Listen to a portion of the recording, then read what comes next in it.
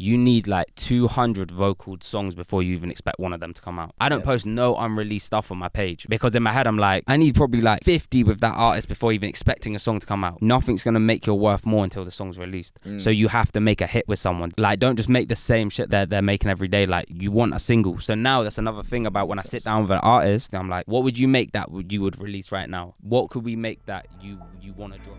What do you want? Yo, hey.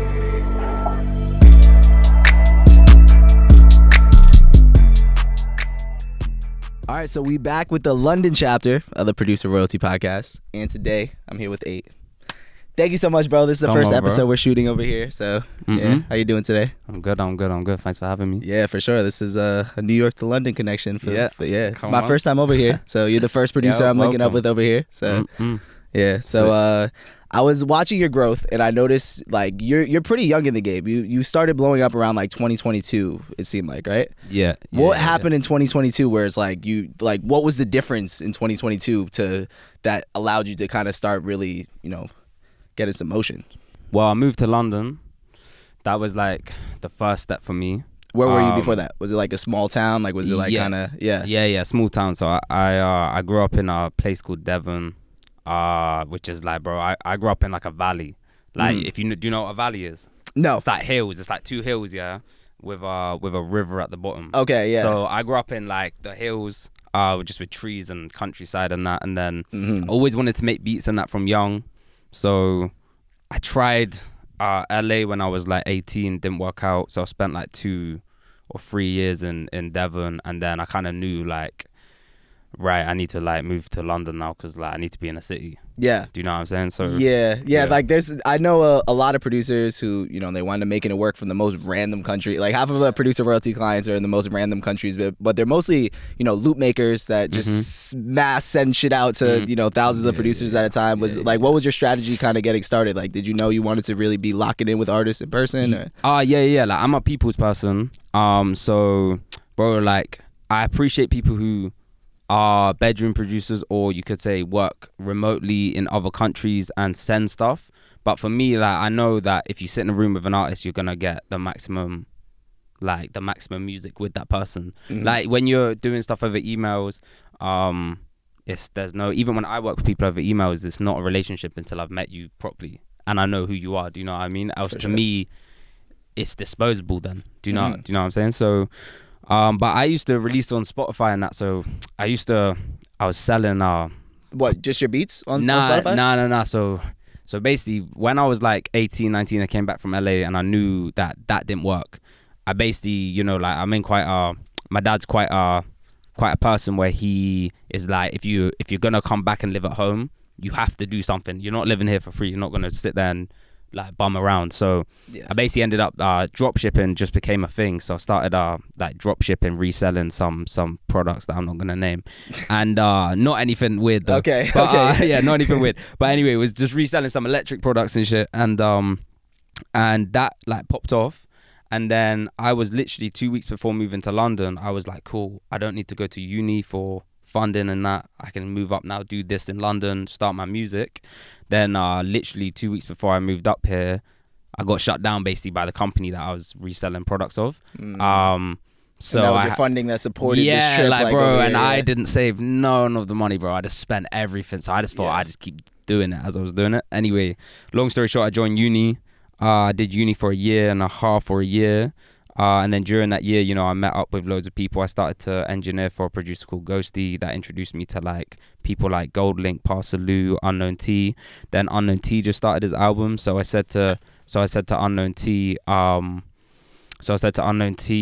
like, bro, like if you need like free engineering, I'm just trying to like, make links, get myself out there.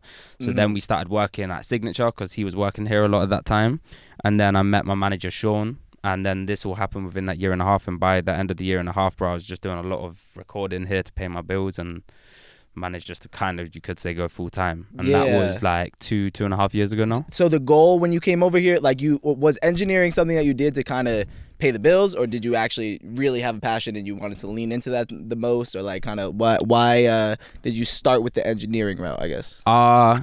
Because it got me in rooms, 100%. It just got me in rooms. Like I wasn't a good enough producer to get in the rooms, and I was good at engineering, bro. Like when I went to college and I learned music engineering, bro, I found it so easy. Like they showed me once. Oh, bro. that's what you learned in college? That's what I did in college, yeah. Yeah, So yeah. that's how I learned when I was 16. So I did 3 years in college because I had to drop out of my A levels because it just wasn't working out. Anyway, as soon as I was showed anything, bro, like I just got it straight away. Like nothing was confusing. So I did engineering because I know I was good at it. Got in the rooms, met up with certain producers that R14, who's one of my good friends, and he taught me a lot.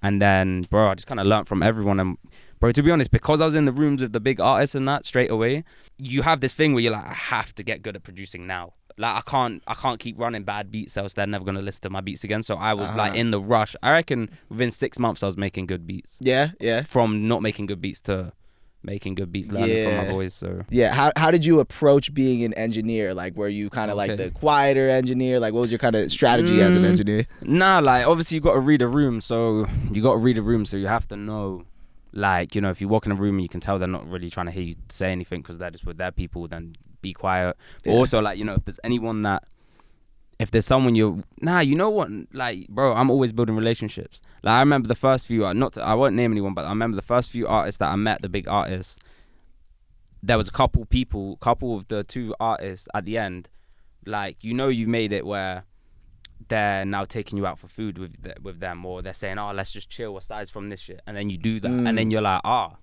like, these people are just like normal. That's a big word I always use, is normal as well. Like, if you meet an artist that moves normal with you, like, bro, like, musicians are my biggest interest of friends around me, because we have connection within our career. Do you know what I mean? For sure. Like you connect in all elements of life. Like, you look at life through a certain lens. You have the same type of the things you're most passionate about. Yeah. So last thing on that as well is, like, I'm never nervous to meet anyone. So it's like, never be nervous to meet these big guys and that you see as, oh, this guy and whatever. I watch this guy on my phone, bro. Like, these guys are all normal. Yeah, they're all just people, bro. They have the same social anxieties. They also smoke a lot of weed, so they kind of walk into the room maybe a little uncertain too. Like, you know, all the type of shit. Yeah, exactly. I definitely feel that. And you talked about in other interviews how, like, the people skills and gaining artist trust is kind of like a lot more important than skill sometimes. Would you kind of 100%, bro. You will learn their sound and you will learn how to give them the sound that they're looking for if they're just enjoying being in the room with you. 100%. That's how everyone, bro. Like, everyone I work with, bro, like, the first session's never been a hit, like, more or less. And I say now I've locked it off now, but back then, the people that I'm still working with now, bro, the first sessions weren't hits like that. Why is that?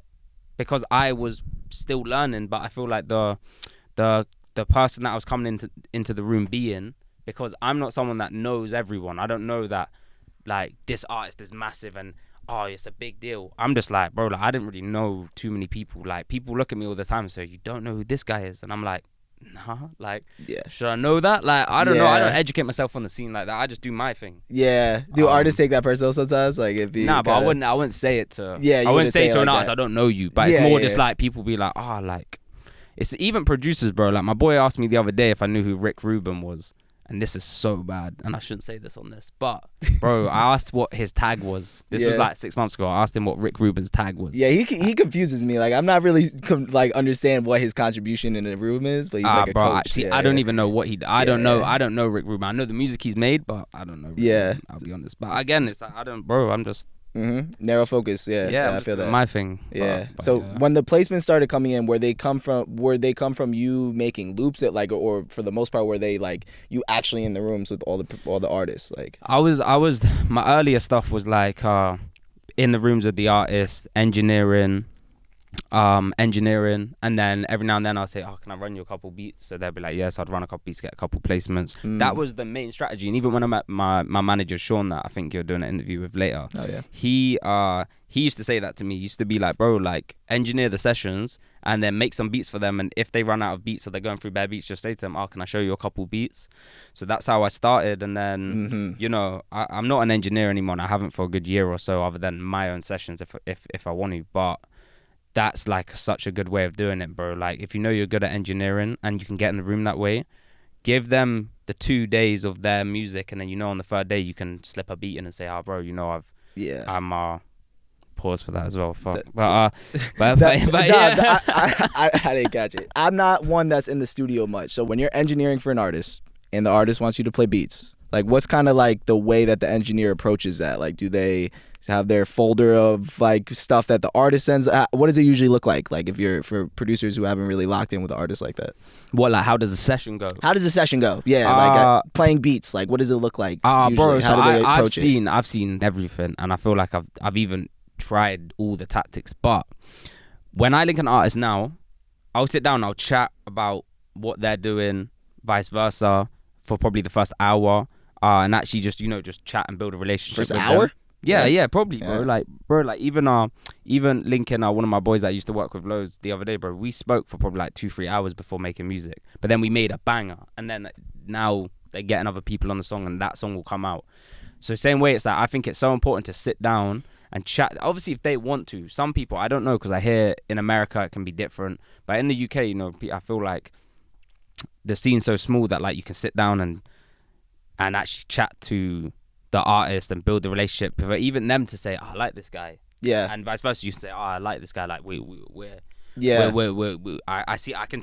You know what I always say to people: if you meet someone that you can sit in a room for 10 hours with like this room, no windows, nothing, and you're just in a room for 10 hours with someone, and you think, yeah, like we fuck with each other, then you're set to make bangers. Do you know what I mean? But there's a lot of times where you meet certain artists and the vibe's not there, and you've now been in the room for like 10 hours, and in your head you're thinking, oh, I just need to get out of it now. And then you think, okay, cool, that's not gonna work. I'm not gonna just keep doing that.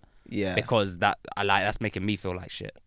But also when it comes to running the beats and that, yeah, you chat, bro. Then you say, oh, like my thing now, I love cooking up with the artists. I'll say, what are you working on? They'll play me music, and I'll then say, why don't we try something like this? Because I didn't hear that out of all the songs you've played. So then I'll cook up with them, or if not, I'll come with a pack of beats, and then obviously we'll chat. And then as soon as you're ready, just start running the fire, really. Yeah. So if you're trying to figure out the artist sound and what you should make, like how do you ask them to play their music first if you haven't heard it before, then you'll get a reference from that, and then like kind of what kind of questions do you ask them? Yeah, bro.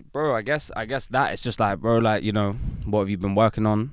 Then artists always want to show you their music. So artists always want opinions and reactions and that. So, bro, like to look at one of the last sessions I done, even the session I done yesterday with my boy Chip, we've just wrapped up his solo tapes the same way, bro. We sat in the room yesterday. We were here for like maybe 6 hours just listening to his music. For real? Like just listening to his music. Another artist came through. We were listening to his music. And bro, we didn't make no music, but we just were listening to the vibes and that, because obviously same way with the artists, they want to see the reactions, they want to see what people's favorites are. So yeah, man. I think so probably went off topic. That was perfectly on topic. So when you're not in the studio with the artist and you're sending beats out, like what's your strategy for sending beats out? What do you do nowadays? What's your like workflow for just getting the music out there? Yeah. That's a good question because that's relevant to me right now. So I basically I've sorted certain things in my life out, like my health and that, because I had a lot of bad habits before. So it's been nearly 2 or 3 months now where I've just cut out loads of shit, like smoking and all that. And so me right now with the studio, it's like I love the studio, but I don't want to be here all the time, because back in the day, bro, I'd come here, I'd probably make 5 to 10 beats in a day. I would be smoking all day, and bro, I just feel unhealthy, bro. I'd go to bed and I'd be lazy. I'd come in, I'd make like 5-10 beats within like the whole 12-15 hours of being here. I'd be eating shit all day. So now that I'm out of that, bro, like I'll sit down. The other day I linked a sick Italian producer called Zazu, and bro, we sat down for 2.5 hours. Said to him, I said, I'm only around 2.5 hours if you want to pull up. He's like, yeah, cool. Pulled up, bro, and we made 6 like fire beats, 2.5 hours, just locked in, bam, done, I'm out. And that's the same thing I'd be doing when I was doing these things like smoking and that, because I'd be getting lazy and doing all these things. But I spent 15 hours making 6 beats, where now it's like the work rate. So to relate to what you're saying about sending stuff out, is right now I'm doing a lot more work away. So I'm out of London 50% of this summer so far. The past few months I've been out of London, and again I'm leaving after this to get out of London, because I know tonight I'm gonna go home. I'm gonna go to the house I'm going to, and I'm gonna sit down for 2 or 3 hours, and I'll make 5 beats, say for D Block because we're wrapping up the album right now. So every day right now, my thing is making like 5 beats a day for ads to use. I'm also sending a lot to some other guys. So same way, it's like I just set myself the goal of I'm going to work today for like the next 5 hours. I'm going to smash out 10 to 20 beats and I'm going to send everything straight to the guys. Yeah. So I work a lot on text and that. So I just make the beats and I just text them direct. I don't make a pack and send a pack to a manager. I don't do that. I think that's all a waste of time. Yeah, for real? Yeah, so yeah. You make them specifically, like when you're making a beat, you're like, I want to make a beat for ads right now. Yeah, like, yeah, exactly, yeah. And so, I'll only send it to him. I won't send it to anyone else. Why is that? Because it's all, bro, like, as again, when I'm saying to people who send their loops to loads of people, because this has ruined so many relationships of me with Loopmakers. Yeah, that's why I don't use loops, bro. Like if I record a song with an artist on your loop, and then next minute you've now released the loop, so that song has been discarded. You're now putting my relationship with the artist on the line, because if that artist finds that song, they're only gonna come to me and blame me for the fact that that music's been used elsewhere. And then that's going to kill your relationship. So same way with me with Loopmakers, like when I've used the loop and then I walk into my boy's room next door and he's using the same melody, we both go, yeah, nah, that guy's done. Because he's sending me stuff like exclusive pack for 8. I see that all the time. And then next minute someone's used it and I'm like, yeah, you've ruined it, bro. Like that's like, I can't trust you. Yeah. Do you know what I mean? For sure. I mean, it's so interesting because like, I've worked with guys, you know, Kavi, the loop maker. Don't know. Yeah, so he's one of the biggest loop makers selling online, and like he sells his kits to hundreds, if not thousands, of people at a time. So they're everywhere, and like he gets the labels to agree to non-exclusive licenses. So like if the loop maker can get the label to agree to a non-exclusive license, then you're kind of chilling. And he has a pretty high success rate with doing it. So it's that's something that could happen. A lot of like loop makers don't try, but like at the same time I definitely feel you, because a lot of labels also don't want to do that too, and like the artist still might not like it also causes content ID issues too, where it's like if this loop was used in another song, then it could cause a content ID issue for the next song and everything like that too. So yeah, so you've had issues with that, like with loop makers, like so many issues like that, but I don't do the loop game. Like I sit down, I have my guys make custom loops for you, and then you make me, I need this type stuff. Like even the way I work with artists, I get a lot of references. So people will be like, I want like I need a song like this. So I'll hit up my guys. I've got 2 main guys. I'll hit them up and I'll say like, send me melodies like this. So they'll make the melodies for me, and then they're my guys. And like that's cool because I've got the relationship with them where I think I want you to be part of my cuts because I want to see you succeed. I don't want some random guy that sent me an email to me and 10,000 other people to get a song and me make them money for no reason, because they just shot their shot 100,000 times while I'm shooting my shot once to my artist that I spent all the time and money to build my relationship with, and you could put that on the line. Do you know what I'm saying? Hell yeah. That's a perspective that's not talked about much at all. And I definitely feel you for sure on that. What was it about? It was Harry, right? Harry and another loop maker that you work with? Harry Beach and Lanks. Harry Beach and Lanks. Yeah. What was it about them? Like, you know them both in person? Yeah. Very personally. So Harry's one of my best mates. Harry works out of Signature here, so he's managed by Sean. So we got partnered up through both being signed to the studio, or signing Sean as our manager. So I worked with him and we worked closely because he's quality, like he's so good. And then Lanks was someone that he just sent me some melodies back in the day and I really liked him. And this is see, let me refer back to something about loop makers and relationships. So me and my boy R14, we get sent exclusive loops from Lanks. And we would link up for like a year and we would always check whether he sent any of the same loops to each other. But we'd do this with other loop makers to see if we can catch them out in it when they say they're exclusive. So we would look and be like, Lanks is legit just not sending these to anyone but just us two. Like he'll get some fire loops from him that I'm like, bro, I needed that. But you've got that. And then I message Lanks and he'd be like, oh yeah, but I think R14 is going to use it. Can you just, I mean? The way he would do it, I'd be like, bro, you're sick for the way you're doing it. It's proper professional. Yep. So anyway, now I manage Lanks and I've been managing him for like a year or 2 now. But as I said, like, bro, like to watch the way he moves is someone that I look at and I'm like, yeah, you can represent me and I can represent you because like I'm happy to put you onto my people because I know you're not gonna do any sneaky stuff, whatever. Yep. But yeah, so them 2 guys are like my main guys. Don't get me wrong though, I use use other people's stuff every now and then. But it's like it feels like you're taking a chance with it because Exactly that. So yeah. But I always explain to people when I use that stuff, like, I'm gonna send this for this. So put it on hold. Don't send it to other people. If you want this to work, like, don't screw it up, you know. I'll say that in a nice way, you know, but just be like, I'm gonna send this direct to this guy's phone, so at least wait, like, give me like a few months or wait for the album to come out, and if it's not on the album, then do your thing. But you mentioned a few, like, in passing, but is there anything in particular, like any ways that producers could do better business with each other, like any specific things that you think is a good business practice? I think I don't know, I think personally, if like, for me, say, with certain loop makers that demand equal splits on stuff, my personal opinion on equal splits, I think, is like, you have to appreciate the fact that, so say if it's me with my artist, you have to appreciate the hours, time and money that I've spent to build my relationship with these artists and to get to where I am, the amount of beats I'm sending to these people, to appreciate that sometimes for my livelihood, my bills and my life, that you can drop a bit of percent rather than demanding the equal split. That really offends me sometimes, because I think, bro, like, I've spent weeks and days and hours trying to get songs on this album, and I used one of your loops once, and we're now on the album, and you're demanding all this business from me, and also trying to demand more money than my deal with because my relationships, I have like a price with certain people, how much they're going to pay me for my beats, So when you obviously have a loop maker that comes in like, we need this, I'm like, bro, like, this is why now I explain everything before. I say, when I work with this artist, if we get a song, this is the business. Is that okay?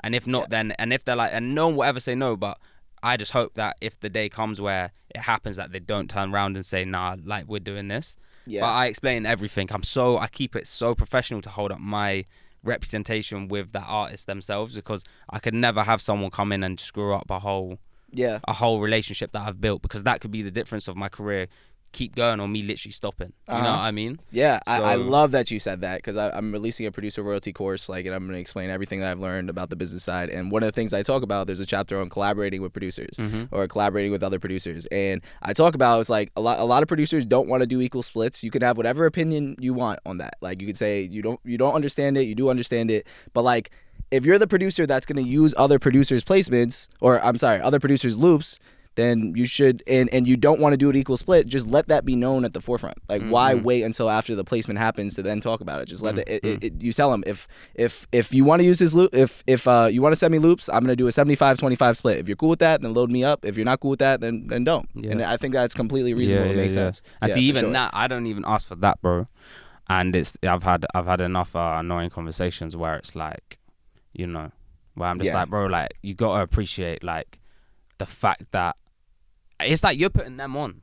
Like, half these guys that work on this stuff, like, they spend an hour a day make it, or they might spend half an hour to make you that melody and just emailed it to you with the chance you might use it. Where I sit in a room every day, like I told you, or I'll sit down for 5 to 8 hours every single day to make 10 to 20 beats for all my guys, to basically make sure that I can get the cuts. Do you know what I mean? Like, the hours that I'm spending on stuff, like, people can turn around, and people have turned around to me before and said, oh, you know, yeah, but obviously I was working really hard on it too. But I'm like, there's a difference between working a couple hours once every 3 days than working every single day, grinding like 5 to 10 beats for one artist to make sure that you solidify yourself on that album, and you're all over it. Do you know what I mean? Yeah. So I can imagine it's very offensive, but I bite my tongue a lot. Yeah. I just say come. Yeah. And I'll just remember, like, all right, cool. I can only imagine how many expenses come with traveling here, booking sessions, all the times that you just you're finishing all these beats, and they just like, you're finishing tons of loops, and then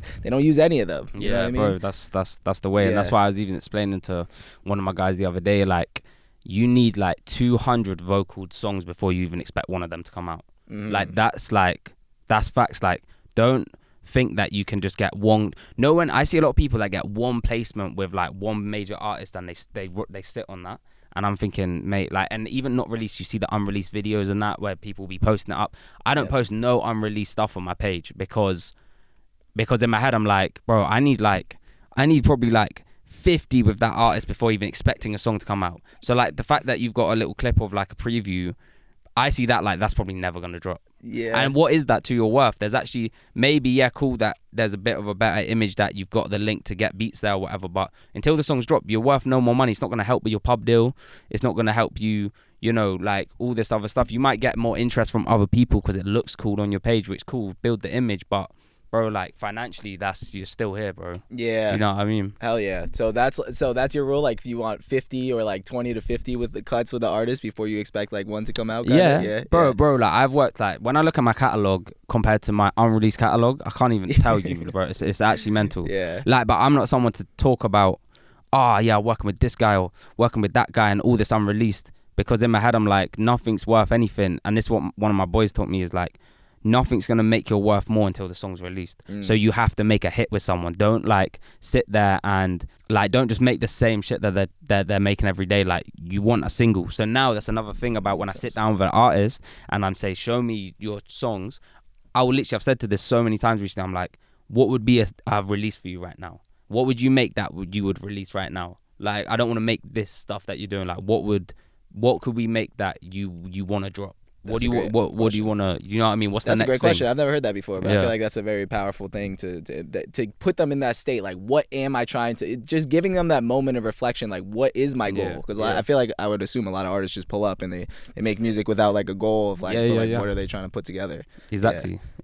How do you? So you invest very specifically, and right now you're working with like the biggest out here, D Block, of course, right? So and you're getting a lot of cuts with them. But like when you're working with other artists and you're noticing they're not releasing the music that you put out, like how do you know when to invest more into somebody versus like cut your losses and maybe focus on like, you know, other people, which is a hard question to answer, but bro, like I was even speaking with I was speaking with my guy yesterday about this, saying about a couple artists that I'd worked with where they where I was putting mad hours into them and I just clocked like they were making too much music and I was thinking, bro, like they're never gonna drop any of my songs, which evidently it's been 2 years, a year now, and like nothing's still come out. I think like I've homed in so much with D Block because I've got like an album worth of music released with them within 2 years, which is like I've never seen as like, you know, everyone I've worked with, and I don't even put the most hours into their music. I put the most hours into other people's music, and to clock the release, the difference in releases, you know, when you're hitting it with an artist, like you're like, yeah, I'm making their sound that they want to drop, so I need to just home in on that. Do you know what I mean? And then you have to step away and channel time into other things. But I always love like I always do a one-off session with someone I don't really work with that I like, and I you know, I'm with their music because I think that's important. You can't just do one thing, and then when that thing stops, you're gonna be left there like shit. Like who else is like, you know what I mean? Yeah. So and as you know, your catalog and brand started building and stuff, how is like the way you've charged for your beats changed? Like, how do you know when to charge more? Like, because now you're worth more than you were 2 years ago, obviously. But like, how have you kind of approached like charging for your beats? It's a difficult one, bro, to be honest, because the UK kind of has like the UK's you're not really getting mad advances for stuff anyway. Do they get like, if you're working with a bigger artist, do they give advances like a lot of times, or like what's kind of like maybe the bigger artists do, but maybe like the smaller? It's kind of similar all round, to be fair, bro. Like it's you know, I don't want to talk too much about like my financial business, but it's not bro, it's not. I'll be honest, like I'll be honest, I feel like I get underpaid for everything I do. Like that's straight. Yeah, I don't think I ever get my worth on anything. But you always get your 50% publishing for the most part. Do they ever fight with you on that over here? No. Yeah. You get your 50% pub, but I feel like the money you get paid, your advances here, bro. If I'm honest, I don't think I've never been paid a check. I've been paid one check, but that was through someone else that I thought that was worth. That was the worth. That's crazy. Other than that, bro, yeah. Do you guys get points on the master over here usually for the most part, or not really? Because Sean was saying that he gets. I was watching his interviews and he says that he gets points as the engineer. Well, he has done when it's I think when it's a label situation, But bro, my whole thing with the point thing is bro, like everyone's independent in the UK these days. Is it? So Is it like that? Yeah. So if you're gonna get a point on something and you're gonna then let the song do 100 million, you're gonna approach that person and say, I wanna order my points now, bro. Like, what are you gonna expect them to open their checkbook or like their royalties? Work out what 1% of that royalty is, and then pay you. Like it's just, do you know what I mean? I talk about this a lot too because like when I work with it, I personally don't really represent producers working with indie artists that much unless it's like a very big song because it's a lot harder to get paid, obviously, right?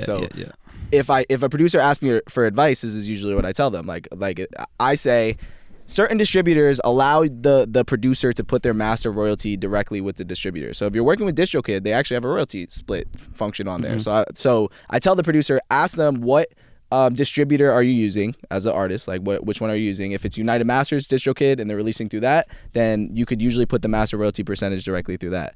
Or if they're working with a more indie distributor, sometimes they allow you to do it that way too. But if they don't, then that's exactly what they have to do. They have to do stuff like that. So yeah, it's a difficult situation to navigate when collecting master royalty percentage as a producer. Yeah. And then even what the distributors oftentimes still fuck it up and they don't handle good accounting and stuff like that. So yeah. But to be honest, bro, like with a lot of people I work with and that, I don't really work with too many like label people and that, so I haven't seen too much of that side of stuff. D Block's not with a label, or they're one of the? No, they're independent. No way. They stand on that. Yeah, no. Oh shit, that's crazy. Yeah, I think that's one of their big things is like they've done everything they've done independent. Yeah. Oh shit, I would have figured that they had to. Damn. No, that's what I mean. They had that huge stadium at independent like that. Yeah, that's them. Yeah. So like most of the big, like what about like Heady One and Honcho? Are they with? Heady's Columbia. I don't know about Huncho. I know he might have been Warner or something, but I know Heady's thingy because I might have one on his album. Depends if this comes out before it drops, but I got one on his album in it, so he's Columbia, which should be good because his albums are always such a good look. He always kills his album. So yeah, so if you're working with an artist and it's very common for the artist to release the music and then not pay the producer up front, and maybe they keep putting it off for a while, how do you kind of approach a situation like that where the artist isn't? You have to appreciate the moments where you know that you are going to get paid, even if they're going to take long. Like you got to appreciate the fact that they've paid you for the other stuff that's going to come. I would never like ruin a relationship over like an advance of someone I knew and I've got music with, because like what's the point? I've got my management there who chase it will come, it's okay. But obviously again though, when I've done a couple takedowns on songs before where people just ignored me, and even they've ran back and then paid and got all like because they've seen like I can do this, bro. Like I can just remove the shit now. Like there's no limit. Like what I mean, you are taking my copyright. So it's, but I think as well, like you just got to work with the guys. Like people drop music and they don't necessarily want to even maybe tell you, because certain guys are gonna feel like if we tell him, he could leak the fact that we're dropping. Do you know what I mean?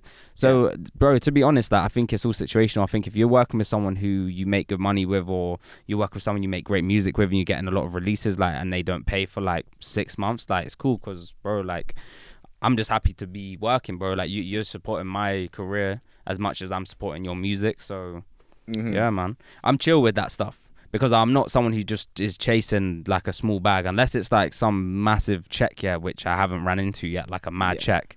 Like, bro, like, it's chill, bro. Like, I'm good. Don't worry. Like, I'll get paid that advance. I'll spend that shit in a month. Like, I'm so bad. So if I know it's owed to me, it's good. This is even what my manager says. He says, like, with the music stuff, because he's a lot older, obviously he's been doing it. He says, you always got this like owed amount. And he says he likes it though. And I was like, I like it because I like looking at the money I'm owed, because over the next like year or whatever, it's gonna slowly come into your account, and or sell the cheaper beat to like some random rapper who wants to pay you like however much just for one of your beats, so you can do the quick money. Do you know the hustle money, I call it? Yeah. So and then you've got your pocket accounts receivable. I guess it is. Yeah. So it's calm, bro. Like it's calm, but it's not. I don't savage people to pay me. I'm just simple of, if I know you're going to pay, cool, we're not going to annoy you, but we'll just, my managers will chase you every Monday. Or that's how he does it? Yeah, we so just like do, on Mondays he does his follow-ups? Yeah. We all sit down, have a meeting once a week, and we just chase everything. That's cool. Yeah, that's my favorite word with representing producers is follow-up. Because it's like a lot of producers, they hear like, we'll pay you, especially with the labels. I mean, with the indies, they could like, when you're working with the indie artists, what do? PayPal you usually? Or like, how do they usually send it? Oh, yeah, I don't know. Like, I don't know, Whatever like they transfer, use. whatever it is. yeah. As long, whatever they want to pay, because half the time it's like, cool, bro. Like, And they can do that in 1 second. When you're working with the labels, it's like they have the whole accounting process that has to do with, and like if you don't follow up with them, they're not going to send you their money most of the time. So it's like that is what you have to do, and they send 2 emails and then they give up. So, bro, I just had the worst thing that happened in April. Yeah, so obviously April is the end of the tax year. So, bro, I was chasing like 2 or 3 labels for probably a year, bro. All 3 of them paid me the same day. It was the last day of the tax year. All 3 of them paid me everything, and I sat there and I went, these guys have just played me so hard. They held their money to the point where it came to the end of the tax year and they were like, right, we need to empty our bank account now and pay everything. So that's obviously what they've done. They've obviously held their money all year, so they had their budget, and then at the end of the year so they can clear their bank out. Bro, I went to Sean, and Sean laughed and went, yeah, bro, like, yeah, that's what they do. And I'm like, bro, I said, next time, I said, we're just doing takedowns. It's all like, a game, for the bro. labels, like, we're hitting them with takedowns, because I'm not doing that again. That jarred me. Yeah, I've never heard that before, and that definitely makes sense for sure. Bro. But I've definitely learned that if they want to push it through within 2, they could say, oh, we have to get it approved by this and then that, and this has to be blah, blah, then or we have to fix all this. If they want to send it that day, they can do it. So that's what I've learned. Someone else told me the same thing. They said that they went in or something, and they got the money within literally the same day. Yeah. So if you file that takedown, they're really playing games. At a certain point, that's what you can do. So So last couple of things I want to touch on. So you were selling a loop kit online too. So how did that go for you? Did it meet your expectations for it? Like, do you wish you would have done something differently? Oh, what, my drum kit? Yeah. Nah, bro, I'll be so real. Bro, I'll be so real. I was just so broke, yeah. And I came to the studio and I went, bro, like, boys, like, how can I just like get money for rent this month? This was like whenever that wasn't even too long ago. But bro, I just came to studio, and within an hour I just put all my favorite drum sounds in the kit. Did a couple edits, like edited all the sounds as I do. So whether I distort certain things or just whatever, I did reverb on a couple things, whatever. Just did everything I would do on with the certain sounds on my beats. Put it together within the hour. I made the cover art myself and just uploaded it, bro. Yeah. Like, what, in the sense to what? How many people brought it is what you were saying? Not necessarily how many people bought it, but I guess, is it something that you wish you would have done earlier? Did you kind of is there anything you wish you would have done differently, I guess? Because, that's something I see a lot of producers, they put it out. It doesn't seem like it does too much. You know what I mean? Bro, to be honest, like, bro, it paid my rent that month. So yeah, it did what it needed to do, bro. Yeah. But I'll be honest, like, as I said, like, it's not a bad kit. It's got all my favorite sounds, and I didn't just like shag nothing. I grabbed all my favorite claps, snares, hi-hats. That whole drum kit, and a lot of people who used it have said to me, that's what you used on that song. And like, it's a lot of obviously the D-block beats. So my next kit I'm gonna do, which I'm slowly building now, I'm gonna take my time with this one, is gonna be all sounds from the previous D-block songs I've made. So like my song Kiki I've got all the sounds of that in that kit, and then I'm just gonna build it slowly and drop it as like a deconstructed kit, by an official one, because I'll be downloading deconstructed future kits and that right now, because I'm trying to get these certain sounds. So I'm grabbing certain hi-hats and snares and that from other songs, but I want to do like my official deconstructed kit. Fuck yeah. But I need to wait, because I don't know if I want to give all that sauce away. But also, it's like what you do with it, innit? That's the other thing. Yeah. It's like you can give all these sounds away, but it's how you're going to use them yourself. So. That makes a lot of sense, though. What you just said is like you just put your you kept it. I feel like, maybe that makes a lot more sense than making an original kit, because you're actually like and making everything fully custom and new versus like putting your actual favorite stuff that you use. Like, that makes a lot of sense, honestly. Maybe some people overcomplicate it. Yeah. 100%, bro. And also, like, when I put it together, no one who brought it was like any crazy producers. There were a lot of the younger producers. Pretty much all of them were young producers. So, bro, really, like, them guys don't want me to make a snare out of a soundboard. Like, mate, you don't want to hear that. Trust me. I can't do that. Yeah. So, like, but I will. I can do that, but I ain't doing that. So, again, it's like these kids just want all my sounds in my beats that they loved. You know what I mean? And I name, when I do my kits, I name stuff like Kiki Clap. So when they click it, they know that's the clap from that song. Yeah. Do you know what I mean? So that makes a lot of sense, bro. Yeah. That's a good strategy. Yeah. So last thing I want to touch on. So talk about publishing real quick. What is kind of like your goal with publishing? Like, do you want to get like a big pub deal? Like, how kind of you looked at collecting your publishing? So I'm doing admin, just done my admin now, but it hasn't kicked in yet. I've just done it now because my checks are, PRS isn't good enough. Like, you can chat to them and they can tell you, we do the same as, which is what they did. We do the same as admin and publishers. We collect and we do this, find money, Bro, I swear to God, they don't. Yeah. Bro, they don't. Like, they can't tell me my checks are normal. Like, like there's no way. So, because they collect, they collect mechanical royalties and public performance yeah, royalties. yeah. They So collect both. They say? we have MCPS and PRS. Okay, yeah, So and they're connected. Yeah. They're all PRS, same entity. Do you know global by any chance, Nah. or is it just in the United Kingdom? I think they do global, but I don't know, bro. Yeah, I think I don't PRS. So yeah, I'll let you. Yeah. So I don't know, but anyway, I've just done my admin. But bro, I'm at a point where if I get offered the right money for publishing, bro, like I'm ready to start investing my money and doing the next things in life, bro. As I said, like, I sorted a lot of things out in my life recently about like, my bad habits and that, and I feel like I'm in a place in life right now where I just want to like do bigger things. I don't want to have to sit in the studio all day every single day, bro. Like, I want to get outside. Like, I've got a bit of a tan right now, bro. For the past 3 years I didn't see sun, bro. Like, literally I was so pale as a ghost, bro, until, as I said, 2 months ago I had this health scare and I quit everything, and I was like, I'm gonna get out in the sun, I'm gonna start gymming again, bro. I can't even tell you, like, if you saw me 6 months ago, if you saw me 3 months ago, oh my God, I can't even. I look at myself, I look at old videos, photos, bro. Like, so I'm ready to do the publishing now, if it's right, to get the right team around me, and also to have money where I can start investing and start doing the next things in life. Like, bro, I want a yard, bro. My sisters both secured their first houses when they were like before 21, bro. Like, I'm coming mid-20s now, and where's my house? Yeah. Do you know what I mean? Yeah, bro. So, It's a slow grind of music. And you made it so quick, and I appreciate you sharing your story with everybody here. That's gonna help a lot of. Like, you gave a lot of insight that is real practical from somebody really doing it. You know what I mean? So so I really appreciate you.